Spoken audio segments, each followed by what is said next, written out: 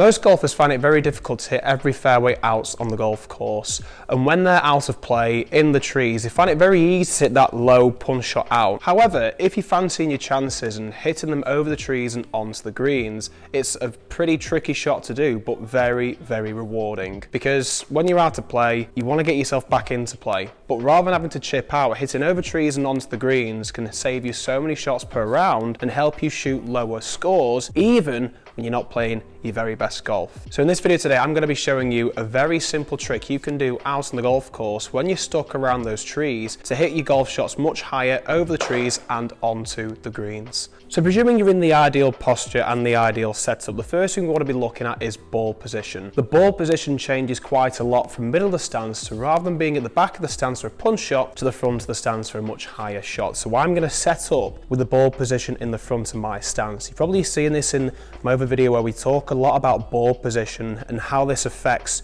the flight of the golf shot and the starting direction. So in this case, I'm also going to aim slightly further right on my target, being a right-handed golfer, because it's going to encourage the club face to return slightly closed to impact, because on the swing arc, it's releasing a little bit earlier. To learn more about this, make sure you go ahead and click this video over here in the top right-hand corner after watching this one. So in this setup position here right now, ball position in the front of the stance, and all I'm going to do here now is tilt the shaft angle slightly further back, very similar to what I talk about with a high lofted chip shot, and have the butt end of the club pointing towards the belt buckle like this here. And what this is going to allow me to do is return that club face, feeling like the club face has returned to the ball sooner than my hands, and hitting the golf shot higher by increasing the loft on this golf shot. So rather than having it like this, we're trying to have it more like this. Club face is pointing more towards the ceiling, in your case out on the golf course being the sky, which is going to help me hit these higher golf shots. And the key to this is getting that starting direction and trajectory much higher. By doing this, we'll be able to hit over those trees.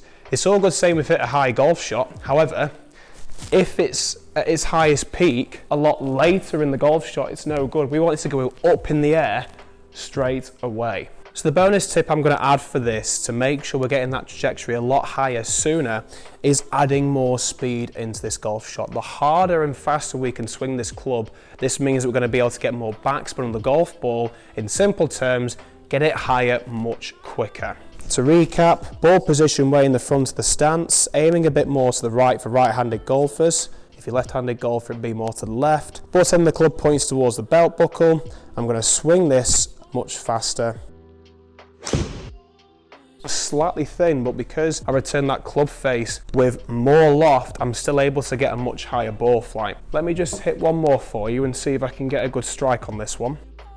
So it's gone that high that it's gone well over the TrackMan border on this here. If this video has helped, be sure to let me know. If there's anything you'd like to see on this channel, I'm uploading every Tuesday and Friday. Comment below and I'll be sure to add that to my coaching list of videos I'm going to be doing on this channel.